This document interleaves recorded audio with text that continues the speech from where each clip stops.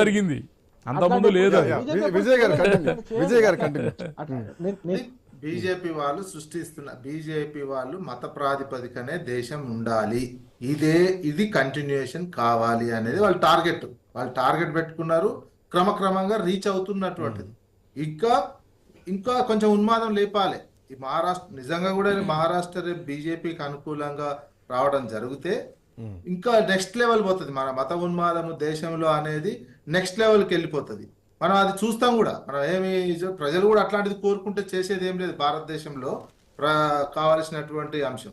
అయితే మహారాష్ట్ర కీలకం ఏంటంటే మెజారిటీ ఫస్ట్ ఎవరికి లార్జెస్ట్ సీట్లు వస్తాయి అనేది చాలా కీలకం.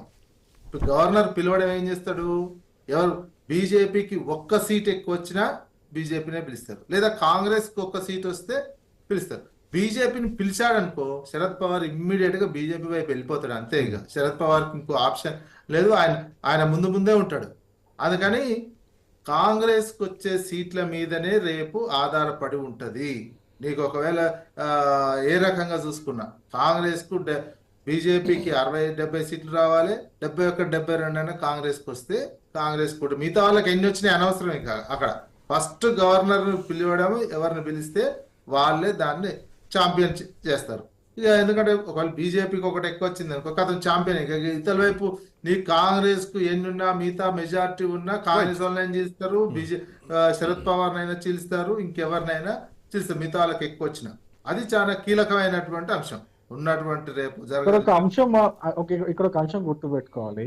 2019లో అధికార దాహంతో కాంగ్రెస్ పార్టీ మరి శివసేనను బీజేపీ నుంచి విడగొట్టి శివసేనకు ముఖ్యమంత్రి పదవి అప్పచెప్పి మమ్మల్ని అధికారానికి రాకుండా దూరంగా ఉంచింది కదా. అప్పుడు అదొక రాజకీయం. మరి దాని గురించి మాట్లాడారు. మేము విడగొట్టినట్టు కాదు కదండి. అక్కడ జరిగిందేంటి, ప్రజల ఆశీర్వాదము అత్యధిక ఓట్ శాతంతో బీజేపీ అధికారంలో రావాల్సింది బీజేపీ లోక్సభ ఎన్నికలు ఎందుకు రాలేదు? అట్లా బీజేపీని దూరంలో పెట్టడానికి ఇది చేసినటువంటి సందర్భం మనం గుర్తు చేసుకోవాలి. షిండే మీరు ఇంటర్నల్ గా ఉద్ధవ్ ఠాక్రే సీఎం అవుతా, నాకు సీఎం పోస్ట్ చేయమని అడిగితే మీరు ఇంటర్నల్ గా ఒప్పుకున్నారు అనేది ఉద్ధవ్ ఠాక్రే చెప్తున్నటువంటి అంశం. మీరు ఉద్ధవ్ ఠాక్రేకి ఇవ్వలేదు, ఇవ్వకపోయినందుకు ఆయన ఇచ్చేసాడు. మీకంటే తక్కువ ఉన్న షిండేకి ఎట్లా సీఎం ఇచ్చిరండి? మరి ఉద్ధవ్ ఠాక్రేకి ఇస్తానికేమో ఇబ్బందులు వచ్చినాయి, సీట్లు తక్కువన్నాయని. మరి సీట్లు తక్కువ ఉన్న షిండేకి ఎట్లా ఇచ్చారు? శివసేనకి ఇచ్చారు కదా, ఉద్ధవ్ ఠాక్రేకి ఇచ్చినందుకు మాకు ఇవ్వాల్సి వచ్చింది పరిస్థితి. కానీ రాజకీయం మార్చారు కదా.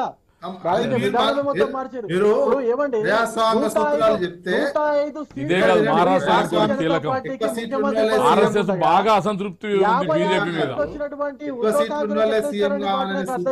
చేస్తే మీరు నెక్స్ట్ చీలినప్పుడు మీరే సీఎం కావాలి కదా. ఫడ్నవీస్ సీఎం కావాలి కదా. అన్ని సీట్లు పెట్టుకొని ఫడ్నవీస్ ను పక్కకు పెట్టడం ఎట్లుంటే అది ప్రజాస్వామ్య సూత్రమా? నితిన్ గడ్కరీ లేడు, స్థానికంగా బలమైనటువంటి ఆర్ఎస్ఎస్ వాది. అన్ని సీట్లు మీరు త్యాగం కాదు, అది ఒక జిజ్జు, ఒక రాజకీయ క్రీడ మాత్రమే. అన్ని సీట్లున్న మీరు ఫడ్నవీస్ ని పక్కకు పెట్టి మామూలు సీట్లు ఉన్న షిండేని సీఎం చేయడం అంటే ప్రజాస్వామ్యాన్ని ఎంత కూని చేసిందో అర్థమవుతుంది. అక్కడ చెప్పు చేతల్లో పెట్టుకోవాలనే ఇంటెన్షనే తప్ప మాకు ఎక్కువ సీట్లు ఉన్నందుకు మేమేం సీఎం కావాలని అప్పుడు ఎందుకు అన్నారు? ఆడనే తెలిసిపోతుంది కదా. ఆడనే మీ ఇంటెన్షన్, మీకు కుటిల రాజకీయ నీతి బీజేపీకి సంబంధించినటువంటిది. మేము అంతే తప్ప ఇంకో ఉద్ధవ్ ఠాక్రేని అవమానించాలి, మేము మాకు ఎక్కువ సీట్లున్న పక్కోండి చీల్చొచ్చింది కాబట్టి వాన్ సీఎం ఇవ్వాలనే తప్ప మీకు ప్రజాస్వామ్య సూత్రాలు అనేవి లేవు, విలువలు లేవు, ఏది లేదు. మీకు అధికారం కావడమే, అధికారంలో ఉండడమే బీజేపీ సిద్ధాంతం. దేశంలో బీజేపీ స్ట్రాటజీ అదే తప్ప ఇంకేది కనిపించలేదు. అందుకని ఈ ఎలక్షన్, మహారాష్ట్ర ఎలక్షన్ దేశ రాజకీయ చరిత్రలో ఒక కీలకమైనటువంటి రిజల్ట్ గా మనం చూడబోతున్నాం. ఏమైతుందో చూద్దాం 23వ తేదీన.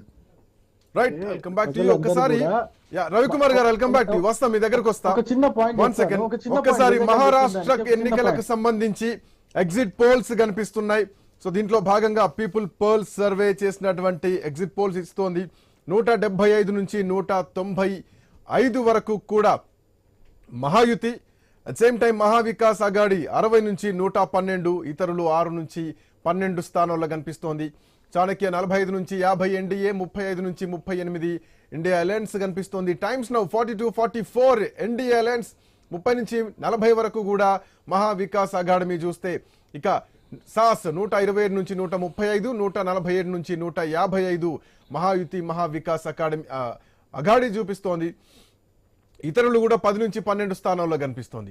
సో మొత్తానికి 23 వరకు వెయిట్ చేయాల్సినటువంటి అవసరం ఉంది. మహారాష్ట్ర ఎన్నికల కోసం, ఎన్నికల తీర్పు కోసం దేశం మొత్తం కూడా ఎదురు చూస్తోంది.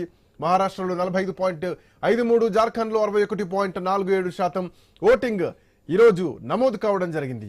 సో దేశం మొత్తం కూడా ఈ తీర్పు కోసం ఎదురు చూస్తోంది. ఎందుకంటే మహారాష్ట్రలో పార్టీలు చీలిపోయి ప్రభుత్వాలు ఏర్పడ్డటువంటి సందర్భం. ఎక్కడ దేశంలో ఏ చర్చ జరిగినా మహారాష్ట్రను బేస్ చేసుకునే జరిగినటువంటి చర్చలు జరిగాయి. మహారాష్ట్రలో ప్రభుత్వాన్ని కూల్చారు, మహారాష్ట్రలో పార్టీలను చీల్చారు అన్న మాటలు వచ్చాయి. బట్ సర్వే సంస్థలు ఇచ్చినటువంటి రిపోర్ట్స్ చూస్తే మహాయుతికే, అంటే భారతీయ జనతా పార్టీ అలయన్స్ తో ఉన్నటువంటి మహాయుతికే అధికారం ఈసారి దక్కబోతోందన్న సర్వే కనిపిస్తోంది. బట్ ఇట్లాంటి సర్వేలను, ఇట్లాంటి ఎగ్జిట్ పోల్స్ ని హర్యానా ఎన్నికల్లో చూసాం. చాలా సంస్థలకు ఒక చావు దెబ్బ అనే చెప్పాలి. హర్యానా ఎన్నికల్లో వచ్చినటువంటి రిజల్ట్స్, ప్రజా తీర్పు. సో ప్రజా తీర్పును అంచనా వేయడం అంత ఈజీ ఏమో కాదు. బట్ కొన్ని శాంపిల్స్తో వచ్చినటువంటి 10లో 2, 100లో 10, లేదంటే 100లో ఇంకో 10-12 మంది, ఇట్లాంటి శాంపిల్స్ తీసుకొని వచ్చినటువంటి రిజల్ట్స్ మాత్రమే ఇస్తాయి ఎగ్జిట్ పోల్స్, సర్వే సంస్థలు. బట్ ఏదేమైనా ప్రజా తీర్పు కోట్లల్లో ఉంటుంది. దరిదాపు 9 కోట్లకు పైగా ఉన్నటువంటి మహారాష్ట్ర ఎన్నికల్లో మహారాష్ట్ర ఓటర్లు ఎట్లాంటి తీర్పు ఇవ్వబోతున్నారు? చాప కింద నీరులా ఈ మధ్య కాలంలో ఎన్నికల ఓట్లు మనం చూస్తున్నాం, ఓటర్ తీర్పును చూస్తున్నాం.